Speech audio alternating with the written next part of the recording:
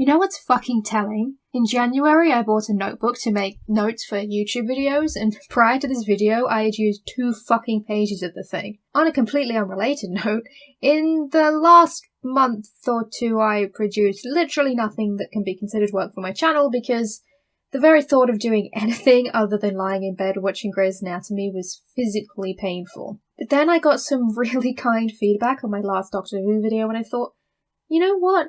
I have some opinions about the whole timeless child thing that I need them to not be confined to my brain anymore. Fair warning, I'm going to be making comparisons to Star Wars in this video because that isn't a property with a divided fanbase or anything. My name is Kit, and this is almost definitely a mistake, but we're going to forge ahead anyway. To this day, one of my favourite Doctor Who stories is the Season 1 two-parter, The Empty Child and the Doctor Dances. This is a Stephen Moffat story, actually, and despite some of my previous comments, Moffat has written some great stories. And there's this really nice moment in this one where the Doctor mentions this past adventure, something he did that we didn't get to see. And it was great. It made it feel like the Doctor was this traveller in a great big universe who just happened upon adventures who was just one small part of the story.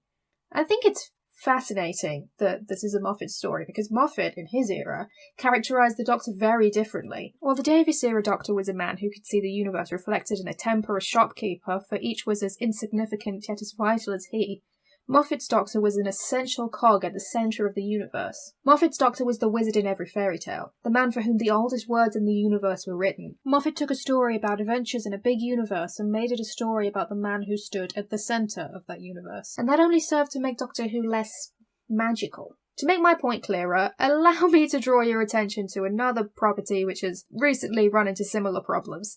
See, one of the things I love about the Star Wars universe is its potential. By taking us so far away from a place we know and filling a universe with so much lore and history, the Star Wars universe creates so much opportunity for new stories to be told. The Mandalorian is a great example of the room there is in Star Wars to create. And that's part of the charm of Star Wars. While we do follow a specific cast of characters, they're just one part of a galaxy far, far away, full of so many planets and so many people. It's a story in which so much is affected, so it helps that there is just so much universe in front of us. Then Rey happened. Don't misunderstand me, I love Rey. In fact, I think she was robbed by Rise of Skywalker, rather than she detracted from it herself. The Force Awakens did an excellent job of establishing one mystery. Who are Rey's parents? This mystery started off an internet hurricane of speculation. The problem, though, was that so much hype was built up that no answer would really be satisfactory. Not to mention that they made a movie about this mystery without actually knowing the answer themselves, which, good idea folks, that always improves story consistency. Nice one. While the answer we're given in The Last Jedi is a mixed bag, the revelation that Rey's parents were pretty much nobody does add to the feeling of this being a great big universe, which I like. I like stories where people not considered significant by heritage or prophecy are heroes. It makes the world feel bigger.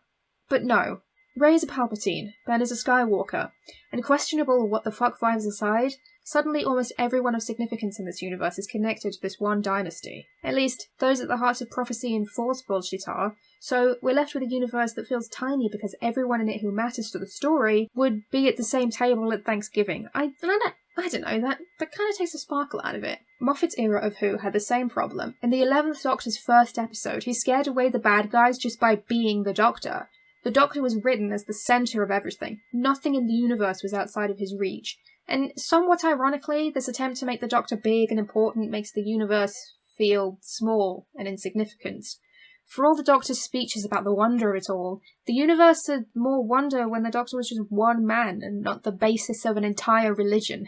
Funnily enough, I find it difficult to pinpoint where Chibnall's Who fits, if we're putting it on a scale between 9 and 11 in terms of being the centre of the universe. While I think 13 is less of a fairy tale wizard type than Moffat's Doctor ever was, the tone of Chibnall's Who is weird and pretty much everything is inconsistent, as I've discussed before, and this makes it hard to say anything about the show with confidence. That said, it is Chibnall that brought us the Timeless Child storyline that set the internet on fire, and that story is what brought us to this video. In truth, I was initially one of those people who was sort of, it doesn't really bother me that much about the whole thing because, while there is classic Who precedent for this twist, it doesn't really matter anyway, because Doctor Who doesn't have a consistent canon for us to point at, which is kind of the fun of it. I still think that, honestly. My problem with the whole timeless child thing is something else. Because of this twist, once again, the universe has been made to feel small by making the Doctor so significant, so central. Making the Doctor so integral to the story of her planet makes the world around her seem, secondary, nothing. I think that's the opposite of the feeling Doctor Who has always tried to create, the opposite of the feeling that drew me to Doctor Who in the first place. The show may not have a consistent canon, but please, for the love of Harkness, let it have a consistent something, other than being consistently disappointing. I don't know, perhaps this is just something that is very personal to me, but I feel less enchanted by a universe that feels so within the Doctor's reach and understanding. I miss the way that the Doctor used to be enamoured with the expanse and the beauty and the darkness of it all in a way that actually felt genuine. Further, the disappointment people felt at this revelation seemed deeper somehow. People were talking almost immediately about how the show could retcon this retcon. And while that would absolutely make things worse, I do understand feeling like the show is worse off now in a way that I didn't when Whittaker was cast as the Doctor. You know what else? The Timeless Child revelation ruined my favourite relationship in the show. I'll be discussing this stuff in more detail in an upcoming video, so subscribe to see that, wink wink. But the friendship/rivalry between the Doctor and the Master feels weakened somehow. I don't know, their love-hate equal and opposite the same but so different dynamic isn't quite there if the Doctor is different to other Time Lords, you know? And I admit openly that this part may not have bothered me if Dhawan, who did an amazing job with the material he was given, hadn't reignited my love of the Master, but this is where I am. You know what I find the most infuriating? You always behaved like you were different, like you were special. And you were. I would like to point out before we part ways that this weird, awkward revelation is actually kind of in keeping with Doctor Who tradition. At the end of the very first season of Doctor Who, we're introduced to the Time Lords for the first time. This reveal contradicts everything that the Doctor and Susan told Ian and Barbara in the first episode, to the point that the only logical conclusion is that Susan was lying for some reason. And I'm not saying that makes the Timeless Child thing good, I'm just saying that Doctor Who is and always has been kind of a mess, which is probably why we stick with it, despite everything.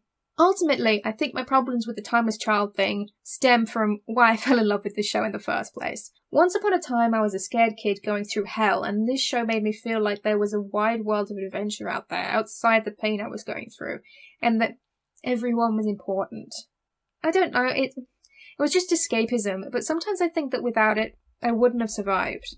And I am really glad that little girls these days have a female Doctor to look up to, but Jesus Christ, give that Doctor some decent content and a universe that is bigger than she is.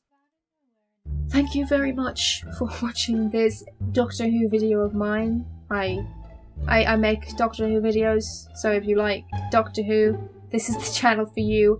And I know I haven't made a video in a while, but it's just one of those times where life got in the way, so I'd really like to thank everybody who supported me through this and has left nice comments on my past videos and helped me to feel like this channel is worth going back to, small as it is. I really appreciate literally every single person who's commented and just watched the videos through.